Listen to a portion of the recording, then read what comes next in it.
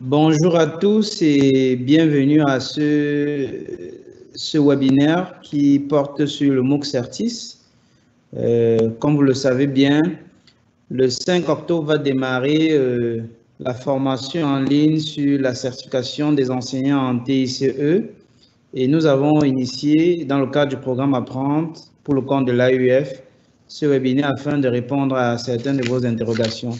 Nous nous réjouissons qu'à ce webinaire, nous avons la présence, normalement nous devrons avoir la présence de 2 concepteurs du MOOC Certis, mais pour l'instant nous avons Madame Niébé Atangana Sandrine qui est là, qui est l'une des conceptrices du MOOC Certis. Nous allons échanger avec elle sur l'ensemble des questions que vous avez laissées sur notre page Facebook. Je vais laisser le soin à Sandrine de se présenter. Bonjour, merci Marius de me passer la parole. Tout le monde m'entend bien, j'espère. Oui, on t'entend bien.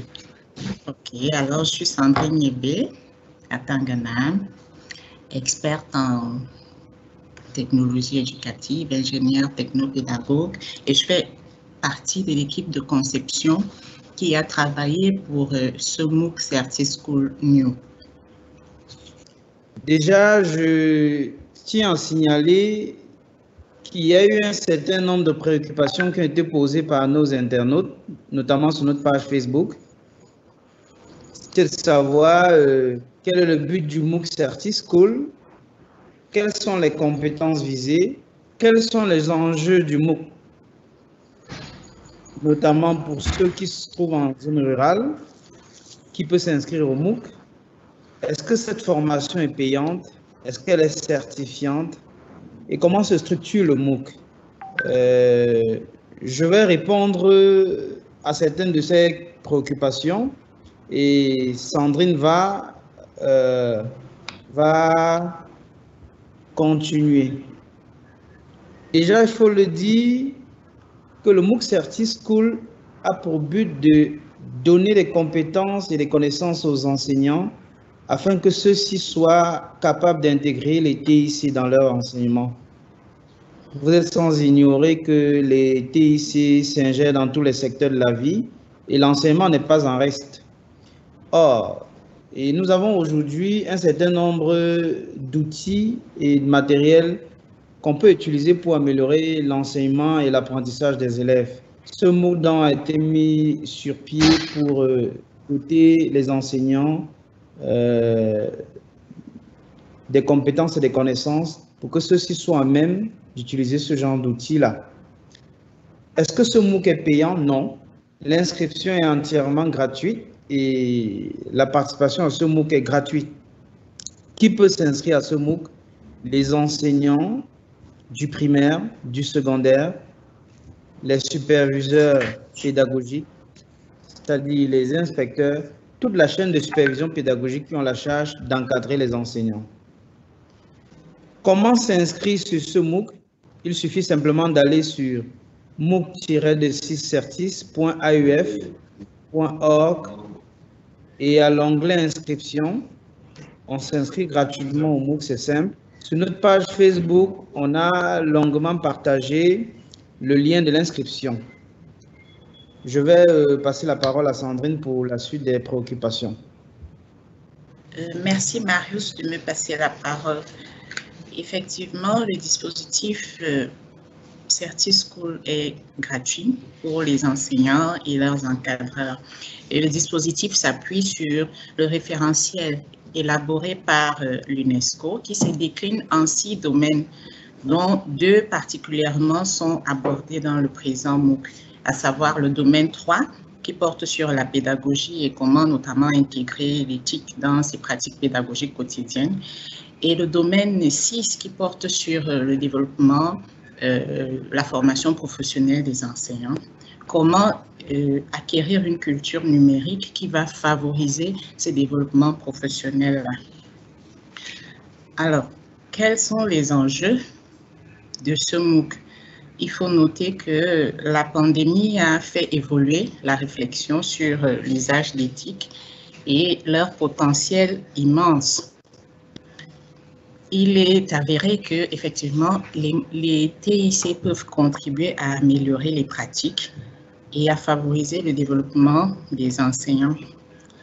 CertiSchool est donc une formule appropriée pour permettre aux enseignants d'acquérir à leur rythme un mode d'auto-formation et d'interaction entre les pairs, d'acquérir les compétences nécessaires pour pouvoir se développer, améliorer leurs compétences, améliorer leurs pratiques et partant améliorer les apprentissages en situation. Alors, comment est-ce que le MOOC se structure sur la durée? Il faut noter que le MOOC porte sur 3 semaines, du moins s'étend sur 3 semaines. La première semaine est consacrée à la prise en main de la plateforme. Il faut noter que la plateforme ici est la plateforme EDX, notamment de l'Université virtuelle de Côte d'Ivoire. Il faut pouvoir s'approprier la plateforme pour bien suivre la formation. Les semaines 1, 2, 3 et 4 sont consacrées au premier domaine dans le cadre de ce MOOC, à savoir le domaine 3, qui porte sur la pédagogie et comment intégrer l'éthique dans ses pratiques. Ensuite, les semaines 5 et 6 sont des semaines de transition entre les domaines de compétences pour pouvoir voir quel est le lien entre les pratiques pédagogiques par l'éthique et le développement professionnel des enseignants. Les semaines 7, 8, 9 et 10 sont consacrées effectivement au domaine 6 relatif au développement professionnel des enseignants. Comment se former et être informé des usages pratiques des technologies et les intégrer dans nos pratiques.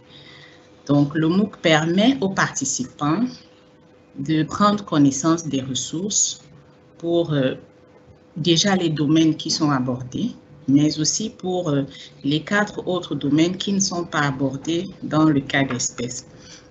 CertiSchool se présente sous forme de capsules d'auto-formation et ces capsules comportent des vidéos de présentation de chacun des domaines des compétences abordées.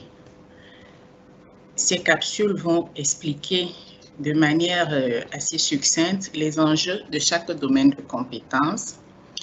En ce qui concerne la structuration proprement dite, on a d'emblée les tests de positionnement qui permettront aux participants d'évaluer leurs compétences à l'entrée de la formation. Ensuite, nous aurons des vidéos explicatives et qui portent sur les contenus. Nous aurons aussi ces contenus sous forme de texte. Nous aurons également des évaluations des apprentissages, les activités d'apprentissage et des auto-évaluations. Alors, les participants auront la possibilité d'échanger non seulement sur la plateforme de manière asynchrone à travers le forum, mais aussi à travers la page Facebook dédiée à ce MOOC.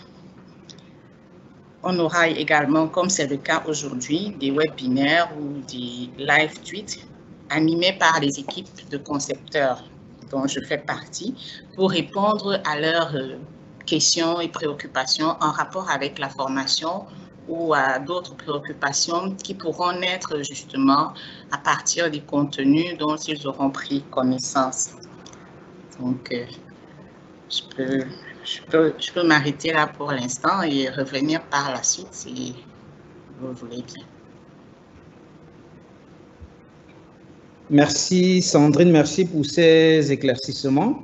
Nous allons continuer la série des questions qui nous ont été soumises sur notre plateforme. Notamment, c'est vrai que tu es revenu tout à l'heure sur les contenus du MOOC, mais tu as fait le tour. Le MOOC sera constitué de petites capsules vidéo et des textes. Il y a une question qui nous a été remontée là-dessus, notamment quels sont les contenus de cours? Est-ce que les cours seront en direct? Est-ce qu'il y aura un suivi des participants. Oui, tu l'as dit tout à l'heure, on aura des webinaires, on aura des live tweets. Comment est-ce qu'on va procéder pour poser des questions entre guillemets, aux encadreurs ou aux enseignants? Combien d'heures de travail faut-il prévoir, notamment par semaine? La charge de travail hebdomadaire. Comment consulter des supports de cours? Quand est-ce qu'on pourra accéder à des contenus de cours? Et enfin, est-ce qu'il y aura des tests au MOOC Certis? Bien, merci. Alors, en ce qui concerne ces questions précises, il faut noter, comme je l'ai évoqué tout à l'heure, que pour ce MOOC, 2 domaines de compétences sont abordés, à savoir le domaine 3 et le domaine 6. Le domaine 3 particulièrement se décline en 4 modules. 4 modules au cours desquels, avec les apprenants, pourront découvrir l'ensemble des outils TIC qu'ils peuvent exploiter pour améliorer leur pratique.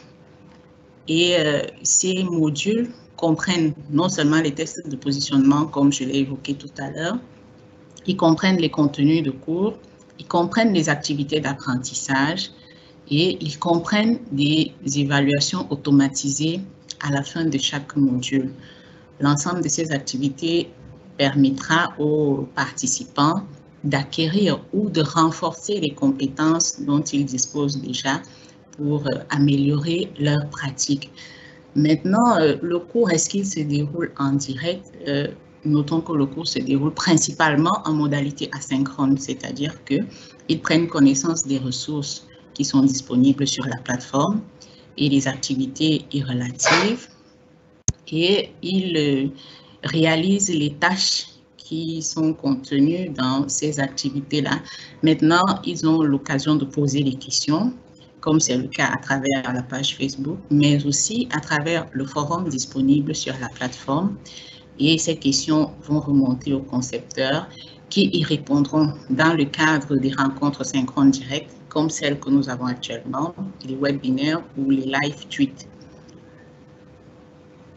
Est-ce qu'il y aura un suivi? Effectivement, à partir du moment où ils font part de leurs préoccupations par les canaux que je viens d'évoquer, les concepteurs que nous sommes y apporteront des éléments de réponse avec les pairs aussi, parce qu'il faut noter que le développement professionnel, l'auto-formation prend en compte les interactions entre les pairs. Donc, il n'est pas seulement question d'une histoire entre participants, enseignants et concepteurs. Même les pairs interagiront et contribueront à ce que les participants développent et renforcent leurs capacités quant aux domaines pour lesquels nous allons travailler. Combien d'heures de travail est-ce qu'il faut prévoir? Alors, il a été prévu que chaque participant consacre une moyenne d'1h30 par module, sachant qu'un module, en réalité, s'étale sur à peu près une semaine. Donc, 1h30 en moyenne pour mener l'ensemble des activités d'un module. Cela veut dire qu'ils peuvent continuer à mener leurs activités normalement et peut-être choisir des moments de pause pour travailler sur Certis School. Apprendre en s'amusant, en se divertissant, pourquoi pas. Comment consulter les supports de cours? Alors, dès lors que la plateforme sera ouverte au grand public, ils auront accès au contenu en rapport avec chaque semaine de manière progressive, parce que les contenus seront disponibles semaine par semaine en fonction de l'ordre de présentation des modules qui a été fait, pour leur permettre d'évaluer leur progression de manière graduelle dans l'acquisition des compétences qui sont mises en œuvre pour cette session. Et voilà. Je ne sais pas si j'ai fait le tour des réponses. Marius me dira tout à l'heure. Mais voilà ce que je peux répondre pour l'instant aux préoccupations des participants. Merci Sandrine. Je voudrais ajouter en disant que pour ce MOOC Certis particulièrement, pour cette édition, on aura plusieurs espaces où on pourra avoir un accompagnement. Comme Sandrine l'a dit, on aura des webinaires, on aura aussi des espaces forums sur la plateforme, on aura aussi notre page Facebook Et enfin, pour certaines régions, pour certaines localités, on aura des accompagnements sur le terrain à travers les campus numériques francophones de l'AUF. Donc, vous serez informés dès la semaine prochaine de comment cela se passera. Maintenant, nous allons continuer notre série de questions avec une autre question, c'est, je m'adresse toujours à Sandrine, nous avons des questions qui nous sont remontées. Quelles seront les opportunités que nous aurons après cette formation? Et après, quels sont les projets mis en place pour ceux qui seront certifiés? Déjà, avant d'en venir à cette question, on a parlé des certifications tout à l'heure. Beaucoup se demandent qu'est-ce qu'ils auront comme plus-value à l'issue de la formation. Il faut noter que l'Université de Cergy-Pontoise délivre une attestation de participation à tous ceux qui auront suivi la formation jusqu'au bout et mené l'ensemble des activités. Maintenant, des questions en rapport avec ce qu'ils auront comme gain, puisqu'il s'agit bien de cela. Pardon. Déjà, le premier gain, c'est d'être doté des compétences. C'est une satisfaction personnelle.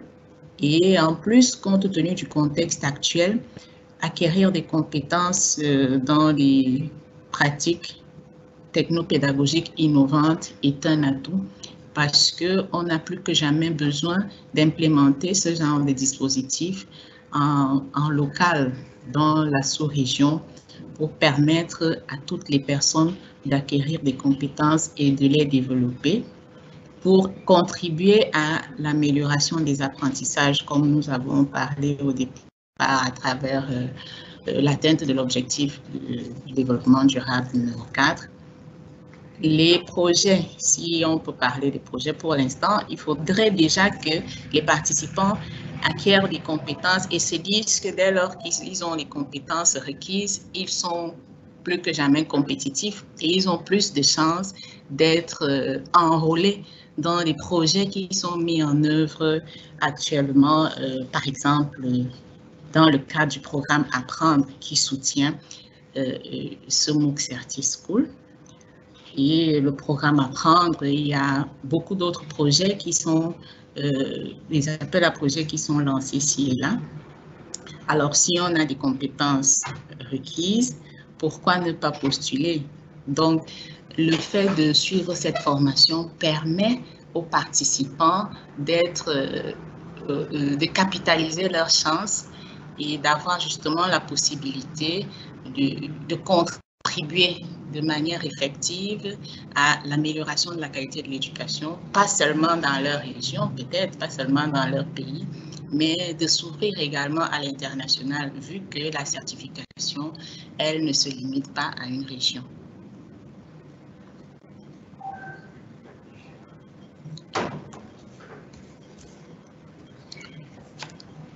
Merci beaucoup Sandrine, merci pour ces éclaircissements. Voilà grosso modo les questions que nous avons reçues à partir de notre page Facebook. Je profite de l'occasion pour remercier ces enseignants qui ont pu faire remonter ces questions. Donc, s'il faut résumer, le MOOC Certis est à destination des enseignants du primaire, du secondaire, de leur superviseur pédagogique. Et le MOOC Certis s'appuie sur le référentiel TIC l'UNESCO, mais concerne précisément le domaine 3 et le domaine 6. Tous les enseignants sont conviés à ce MOOC et peuvent s'inscrire gratuitement. Il y aura des accompagnements qui vont être faits à partir de la plateforme de formation, à partir de la page Facebook et à partir des campus numériques francophones de l'AUF disséminés partout en Afrique subsaharienne. Et Sandrine l'a dit aussi, en termes de charge hebdomadaire, il faut prévoir 1h30 en moyenne de charge par semaine, qui correspond aussi à 1h30 de charge moyenne par module. Les cours pouvant être consultés sur la plateforme sur à travers des formats PDF, des capsules vidéo, etc. Est-ce que Sandrine a autre chose à ajouter par rapport à ce MOOC? Est-ce que Sandrine peut nous parler aussi de son expérience en tant qu'enseignante 2.0, s'il faut le dire? Déjà, je vais revenir sur le point qui intéresse énormément les participants, à savoir le gain, pour dire que le contexte actuel fait que l'on ne devrait même pas réfléchir à se doter des compétences en technopédagogie comme c'est le cas actuellement, parce qu'on a été confronté à une situation à laquelle personne n'était préparé et pourtant il fallait assurer la continuité pédagogique. Donc, les compétences en technologie de l'éducation sont plus que jamais indispensables. Tout le monde, tous les enseignants devraient pouvoir les acquérir pour être véritablement un enseignant 2.0 et contribuer chacun à sa façon, chacun à son niveau à développer le milieu de l'éducation, le secteur de l'éducation, notamment dans notre sous-région Afrique subsaharienne. Et parlant de mon expérience personnelle, je vais dire qu'au départ, les formations que j'ai eu à suivre dans le domaine des technologies éducatives, si j'avais cherché, par exemple, un gain financier immédiat, je ne sais pas si j'aurais continué jusqu'à aujourd'hui, mais je suis là et la curiosité intellectuelle d'abord, le désir d'apprendre, de s'améliorer, de perfectionner ses pratiques au quotidien, font en sorte que je continue à travailler d'arrache-pied et que je me retrouve, que j'ai l'honneur, que dire, le privilège de participer à l'expérience telle que celle-ci. Et donc, de contribuer à ma manière à l'atteinte de l'ODD 4. Voilà. Merci beaucoup Sandrine et merci à tous ceux qui nous ont suivis et qui continuent de le faire. Vous êtes très nombreux à être inscrits à ce MOOC Certis et vous êtes aussi très nombreux à nous demander pourquoi est-ce qu'on ne reçoit pas de mail de confirmation. Je vous rassure que dès la semaine prochaine, tous ceux qui ont été inscrits au MOOC Certis vont recevoir des confirmations avec leur identifiant et mot de passe, ainsi que les conditions d'accessibilité à la plateforme de formation. Sur ce, je vous dis merci. Je dis merci à Sandrine qui a été présente et je nous dis à la semaine prochaine pour notre prochaine rencontre. Bonne soirée à tout le monde. Merci à tous. Merci à toi, Marius.